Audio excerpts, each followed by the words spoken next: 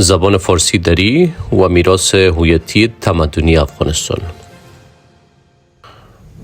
زبان فارسی دری یکی از مهمترین عناصر و شکل دهنده هویت تاریخی و تمدنی افغانستان است.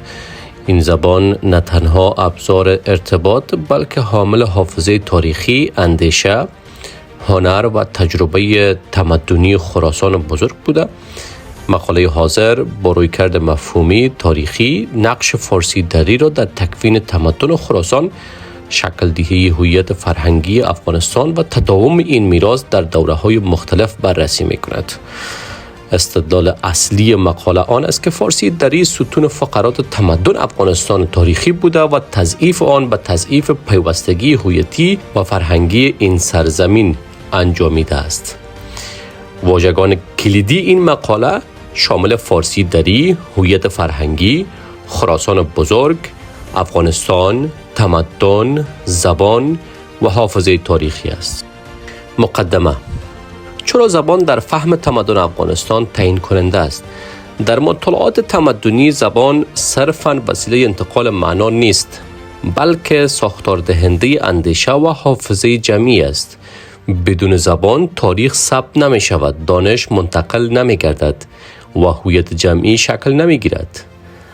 از این منظر فهم تمدن افغانستان بدون فهم نقش زبان فارسی دری فهم ناقص و تقلیل یافته خواهد بود. افغانستان تاریخی در قلب حوزه تمدنی قرار داشته است که زبان فارسی دری در آن نقش زبان مشترک فرهنگ، علم و حکومت را ایفا می کرد. این زبان بیش از 1000 سال حامل تجربه تاریخی مردم این سرزمین بوده است. فارسی دری زبان بومی تمدن خراسان است. فارسی دری برخلاف برخی روایت‌های سیاسی معاصر زبان وارداتی یا حاشیه‌ای نبوده است. پژوهش‌های زبانشناسی تاریخی نشان می‌دهد که فارسی دری در خراسان بزرگ و به ویژه در جغرافیای افغانستان تاریخی تکوین یافته است.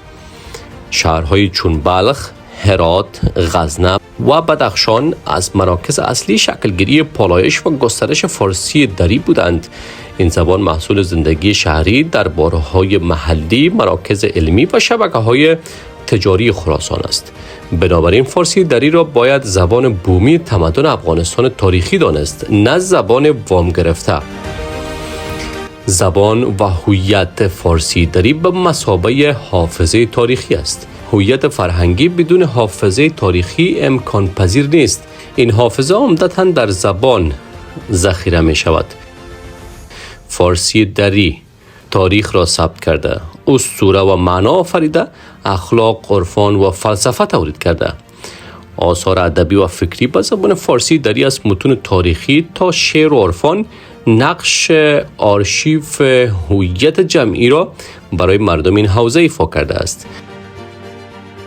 افغانستان به واسطه این زبان بخشی از یک حافظه تمدنی بزرگ بوده است، حافظه‌ای که فراتر از قومیت‌ها عمل می‌کرد. فارسی دری و دولت‌های خراسانی زبان قدرت و فرهنگ.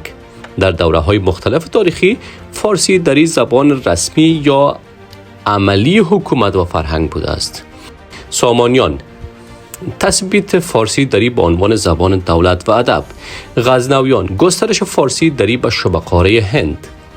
تیموریان اوج هنری و ادبی فارسی دری در هرات. در این دوره‌ها فارسی دری زبان دیوان، زبان تاریخ نگاری و زبان شعر و هنر بوده است. این امر نشان می‌دهد که زبان نه در حاشیه بلکه در مرکز قدرت تمدنی قرار داشته است. فارسی دری و افغانستان میراث فراتر از قومیت است. یکی از ویژگی‌های اساسی فارسی دری آن است که زبان فراقومیتی بوده است. این زبان به قوم خاص تعلق ندارد. میان اقوام مختلف نقش زبان مشترک را ایفا می‌کرد. امکان همزیستی فرهنگ را فراهم می‌ساخت. در افغانستان تاریخی فارسی دری عامل پیوند اجتماعی و فرهنگ بوده است. تضعیف این نقش به تشدید گسست‌های هویتی انجامیده است. تضعیف فارسی دری با پیامدهای هویتی در دوره مدرن با شکلگیری پروژه‌های قوم محور ملت‌سازی، جایگاه فارسی دری دچار تزلزل شده است. این تزلزل به حاشیه راندن حافظه تمدنی انجامید، پیوستگی تاریخی را تضعیف کرد و اعتماد فرهنگی را فرسوده ساخت. بسیاری از تنش‌های هویتی افغانستان را می‌توان در چارچوب گسست زبانی و روایتی فهم کرد. مسئولیت معاصر پاسداشت زبان به مثابه میراث تمدنی تعریف می شود. پاسداشت فارسی دری به معنای نفع زبان‌ها یا هویت‌های دیگر نیست، بلکه به معنای حفظ ستون تمدنی مشترک، بازسازی حافظه تاریخی و تقویت همبستگی فرهنگی است. مسئولیت دانشگاه، رسانه، آموزش و نخبگان فرهنگی در این زمینه تعیین کننده است. در نتیجه این مقاله نشان داد که زبان فارسی دری خاستگاه خراسان بزرگ و افغانستانی دارد. ستون اصلی تمدن این سرزمین بوده است و تضعیف آن به تضعیف هویت تمدنی انجامیده است. فارسی دری نه فقط زبان گذشته بلکه سرمایه فرهنگی آینده افغانستان است. فهم و پاسداشت آن شرط ضروری بازسازی هویت و همزیستی فرهنگ در این سرزمین است.